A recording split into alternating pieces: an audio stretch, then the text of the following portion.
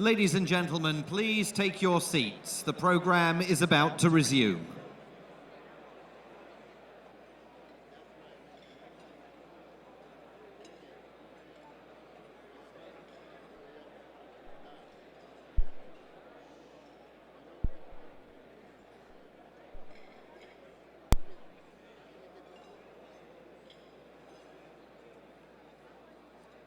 Sorry.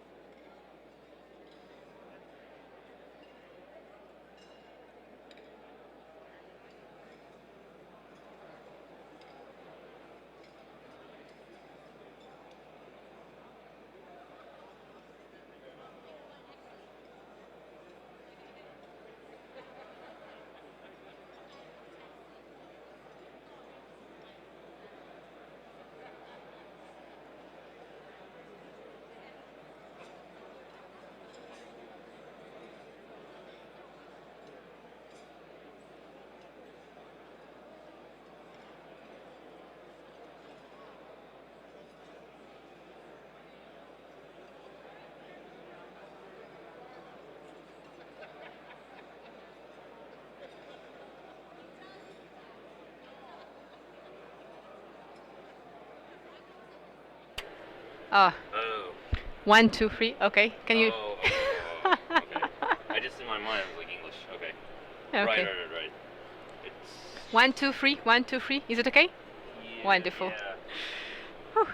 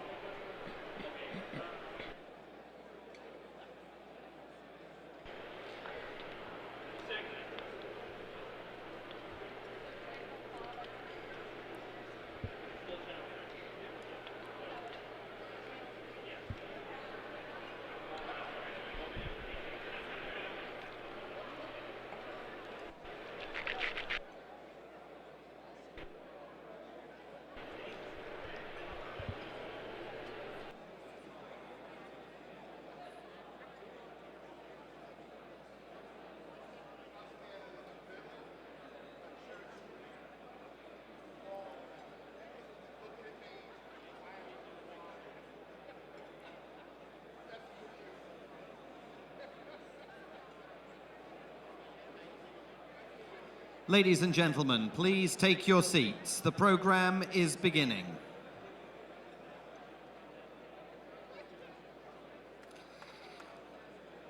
And ladies and gentlemen, the next portion of the program will require simultaneous translation. So please take a moment to locate your headset and for English, tune to channel 2.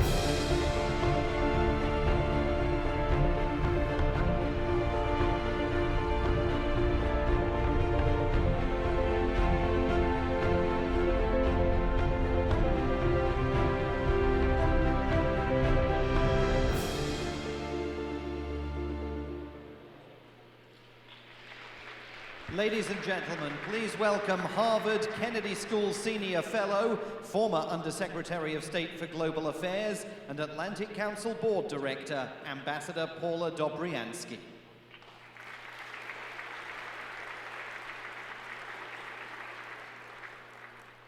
Good evening, esteemed guests, colleagues, and dear friends. It is my great pleasure to introduce Nadiya Savchenko at this year's Atlantic Council's Global Citizens Awards Gala and present her with her 2015 Freedom Award. Ms. Savchenko was awarded the 2015 Freedom Award last year at the Atlantic Council's Wrocław Global Forum in Poland in absentia. Her sister, Vera, kindly accepted the award on Nadiya's behalf, as at the time, Nadiya was unlawfully imprisoned in Russia. Having her with us today in person is quite an honor.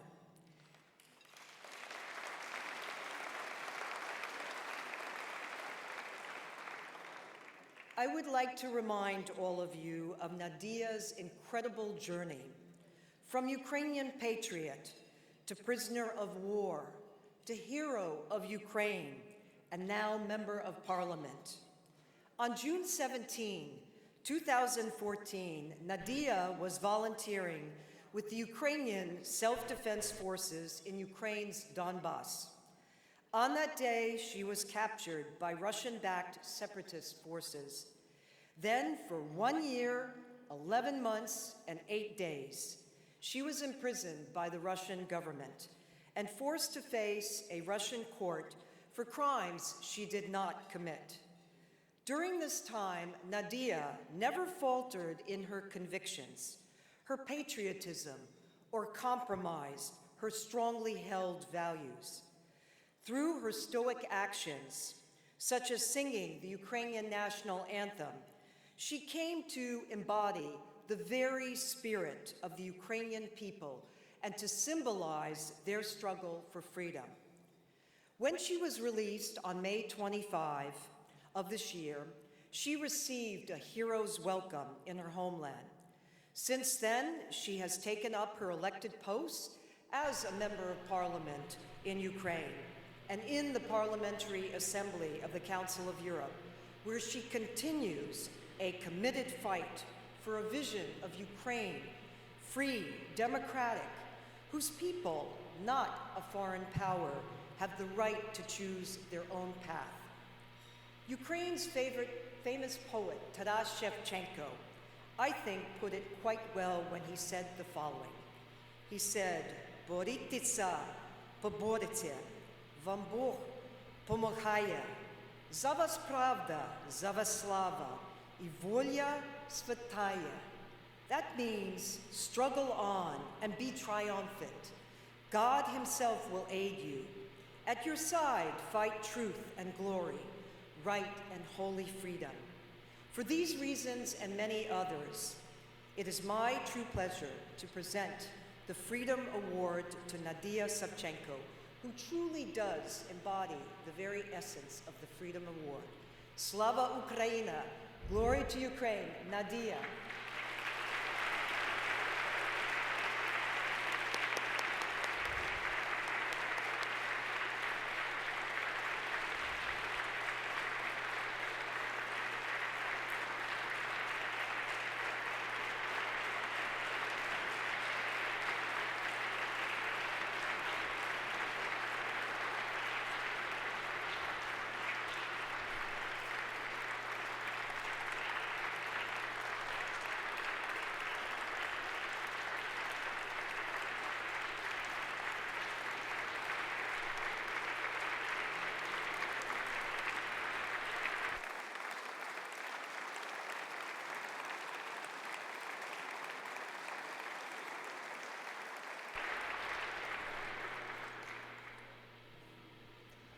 Вечір добрий.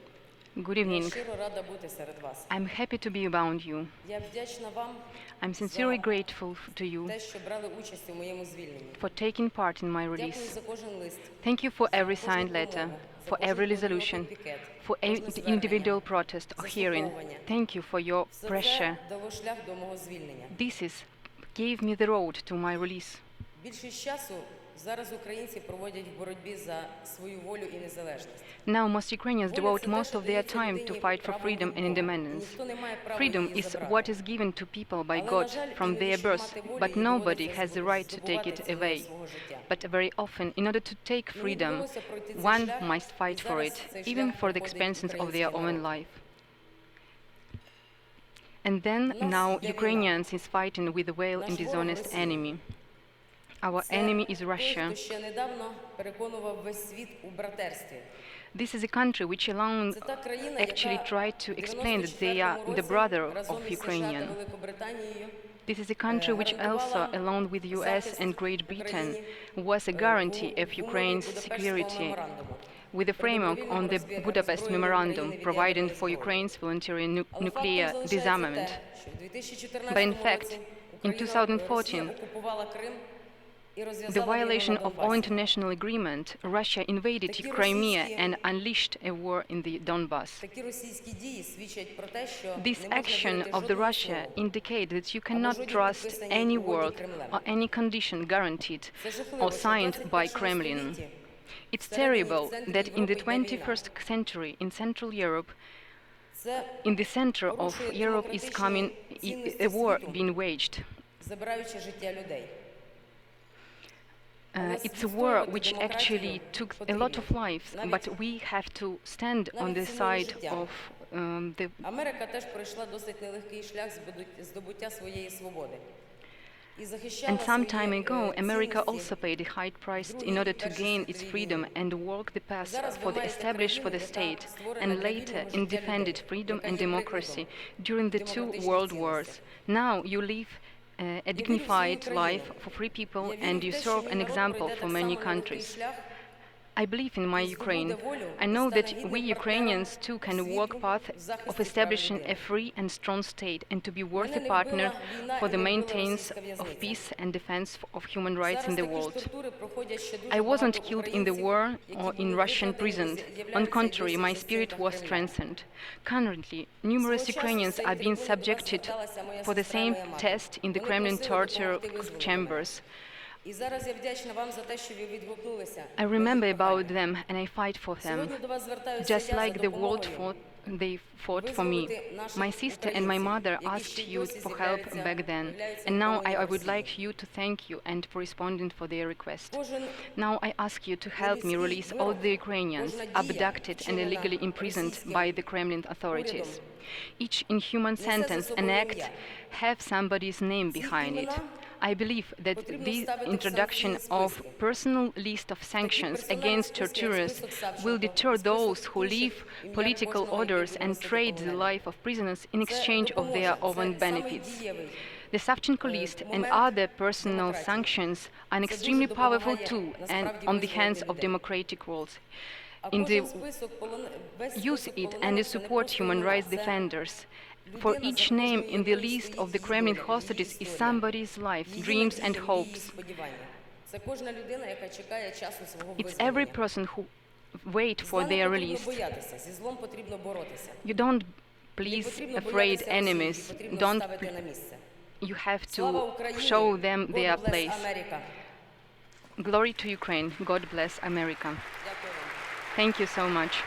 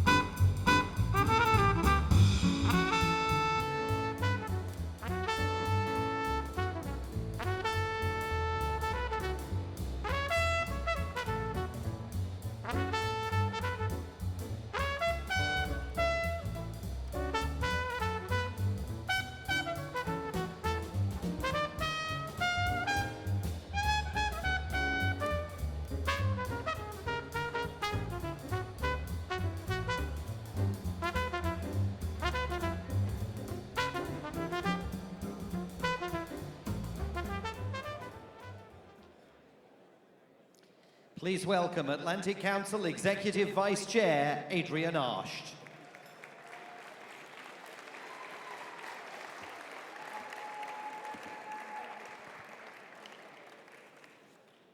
I think some taller people came before me.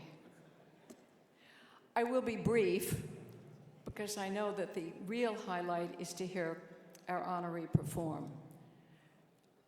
A couple of things specifically to mention about him that I think relate to what the Atlantic Council's award means. Wynton really embodies humanitarianism. He received the Higher Ground Hurricane Relief Concert Award so soon after Hurricane Katrina. He and his musical pals went to New Orleans and gave a spectacular concert to raise money for the citizens of New Orleans. He goes around the world performing great music, but always reaching out to citizens in the places he visits. Rather than read all his awards and tell you where he went to school, which was Juilliard, let me tell you two stories. New Year's Day, 2009, a recording studio here in New York City. Sandra Day O'Connor and Wynton Marsalis sat down to have a conversation. It was a video that was to be shown the day before the inauguration of President Obama. And Wynton sat and talked to Sandra about jazz and why he believed that jazz was really like running a country.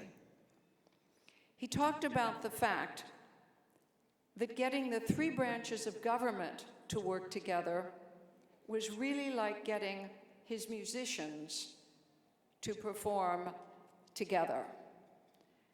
And he felt that the struggle to get the creativity and the passion of his jazz musicians to perform jointly was very much like running the three branches of government. And I sat and listened to that and thought how special that was, and that Sandra and I each always carried a copy of the Constitution and the Declaration of Independence, which had been a gift from my mother.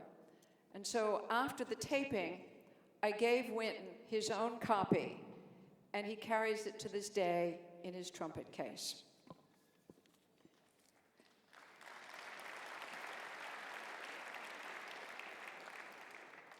Wynton taught me a little bit about conducting. A number of years ago in Miami, there was to be an opening of a hotel, and they were honoring the Performing Arts Center there and Wynton. And so together, we were to lead the moment when the champagne corks popped. So they had given me my own baton.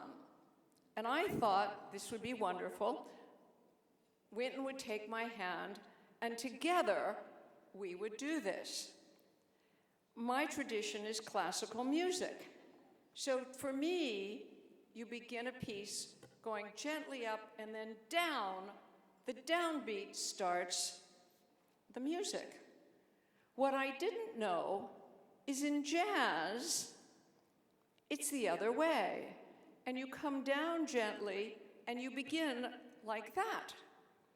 So here, Wynton and I were holding the baton, and I was struggling to go up, and he was trying to bring my arm down.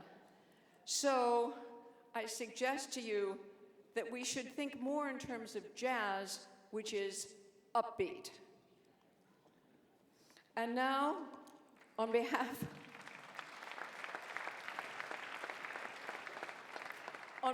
of the Atlantic Council, I'm pleased to present Wynton Marsalis with the Global Citizen Award.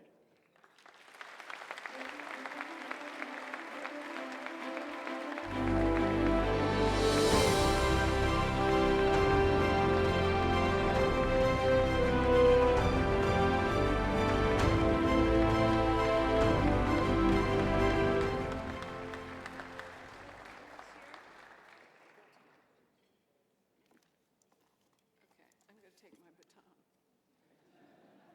Thank you very much, Adrian. Thank you, distinguished guests. It's an honor to be here. I'm supposed to have some remarks here, but it's okay. They're not here. I'm a jazz musician. We're taught to improvise.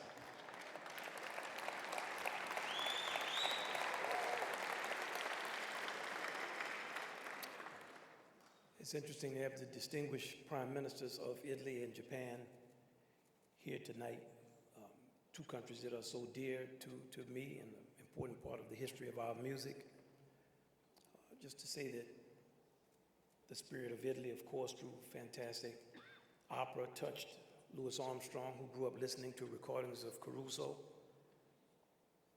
singing Pagliacci, and the feeling of tragedy and depth of soul that he heard in those recordings. Those early recordings were translated into his horn, traveled around the world, being, of course, the greatest ambassador that the world has ever known.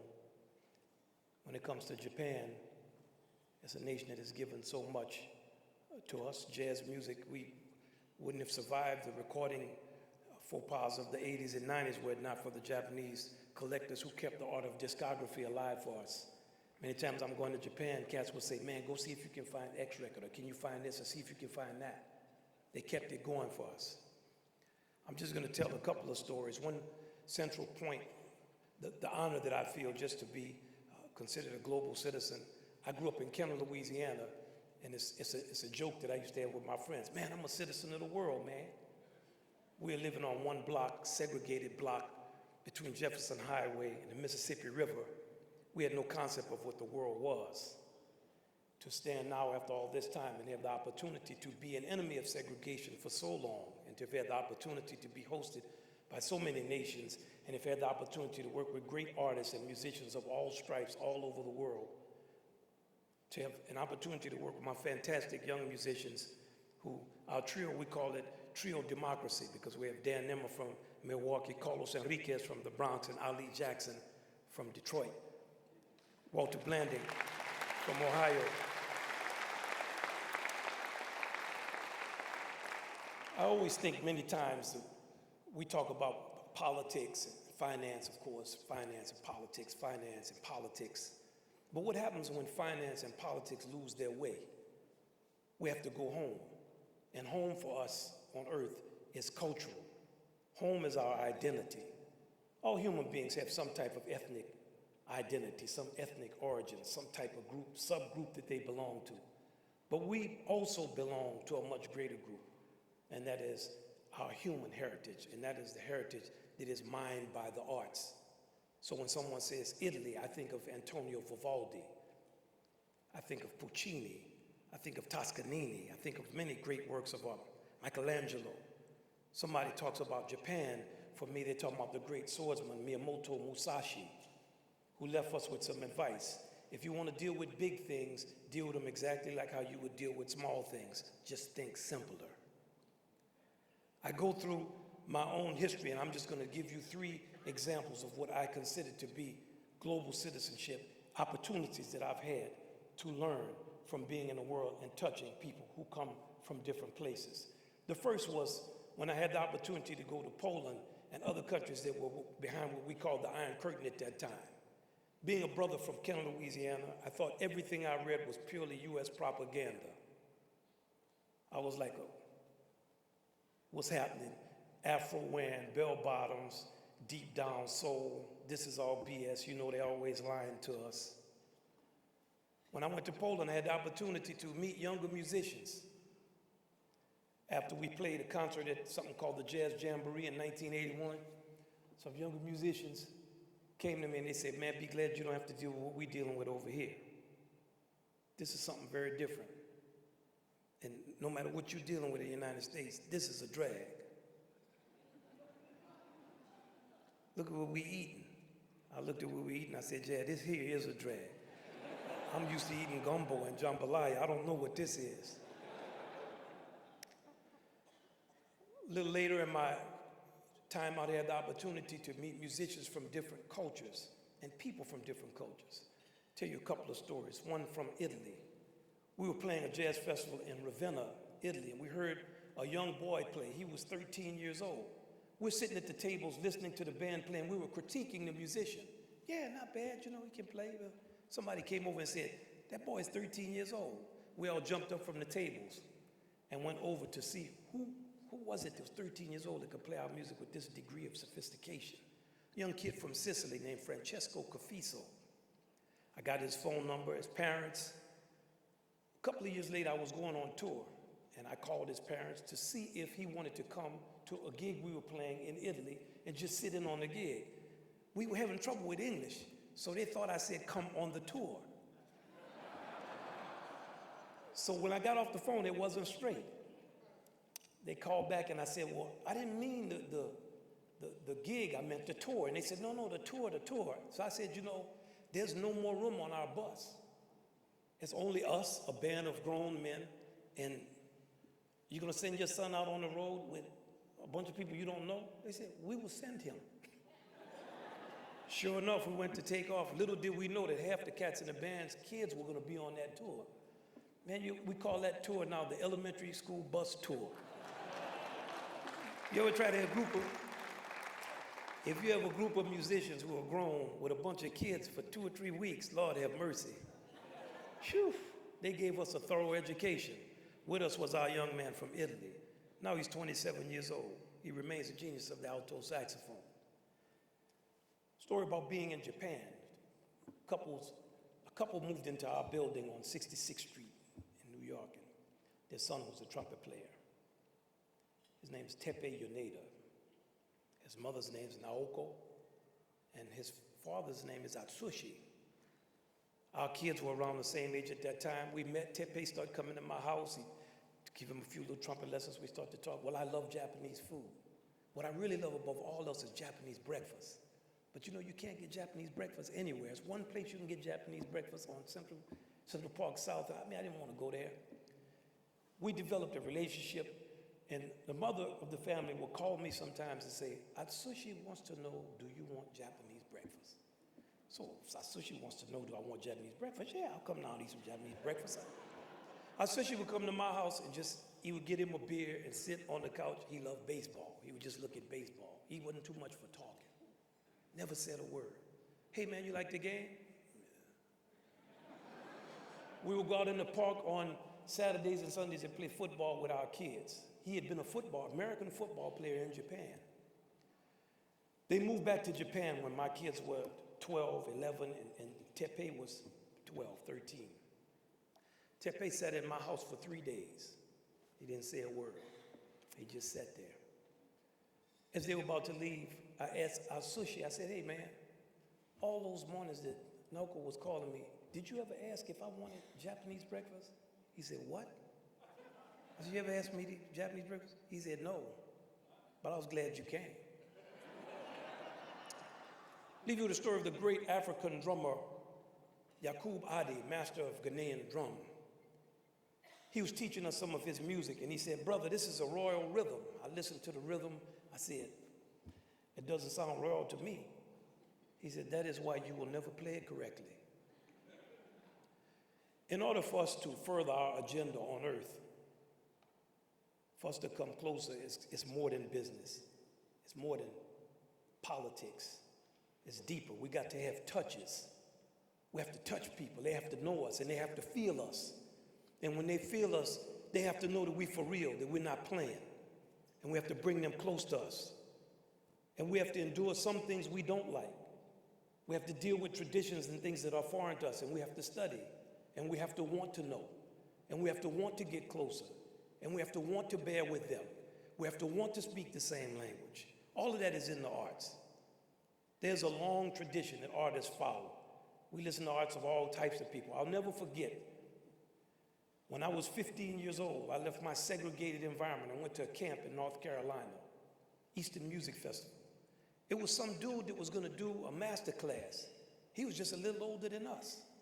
Some guy playing the cello whose name was Your Mama. I said, man, somebody named Your Mama play cello. What kind of stuff is this? That guy came.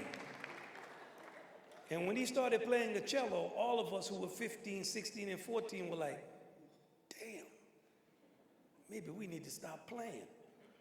He gave us 3.5 to 4 hours of his time that afternoon. I never forgot that. It burned an indelible impression on my mind, the level of seriousness of this person. Now we all know him, legendary Yo-Yo Ma. Everybody celebrates him. I tell him every time I see him, hey man, you were so for real at that camp one day in North Carolina that you made a change in my life. That's what we do in the arts. We're gonna play a selection for y'all that is something about the echo, something about the way that ricochets happen on earth that we can't explain, we don't understand. We send an idea and a thought. French Enlightenment and the Revolution, they're thinking about things. Here comes the American Revolution. Here comes the American Civil War. Here we are at the beginning of World War I. Here comes James Reese Europe's band of Afro-Americans attached to the 369th fighters from Harlem. The Hellcats from Harlem. They couldn't fight with the American army because we were segregated. They fought attached to the French army, and they whipped a lot of booty. James Reese Europe's band left the spirit of ragtime, put a blessing on France that still remains. You can still meet people who say James Reese Europe was here. But here's the echo and the ricochet of James Reese Europe's syncopation, the freedom, the sound of the blues and jazz. Here's the echo of that coming back to the United States of America right before World War II. This time, it's two Frenchmen, Django Reinhardt on the guitar, Stefan Grappelli playing violin, sending our own thing back to us, the thing that started back then with the Enlightenment, that went through our revolution, went through our Civil War. Here they come back at us, but what are they doing? They're swinging with the quintet of the hot clubs of France. We're gonna play now for you all a song that they played that is a perennial swinger. It's a great honor to address you. It's a great honor to be here. I'm gonna say the words of my man Francesco Cafiso, what he would always say about Italy. He would say, Italy number one, Italy number one, Italy number one. And I would say, New Orleans number one, New Orleans number one, America number one. He said, no, Italy number one. I said, no, America number one. He said, no, Italy number one. He said, okay, Italy, America number one. That's what we need. This is Minor Swing.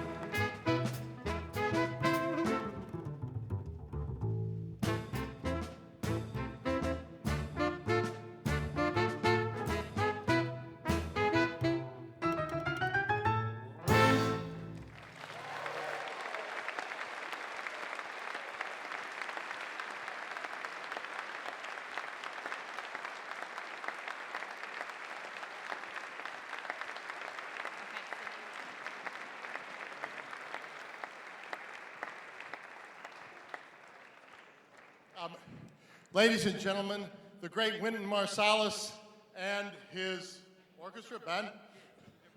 And thank you so much for coming. Prime Minister Abe, Prime Minister Renzi, Nadiya, Savchenko, Wynton Marsalis, thank you so much for inspiring us and giving hope going forward. God bless you all. Please come back again next year.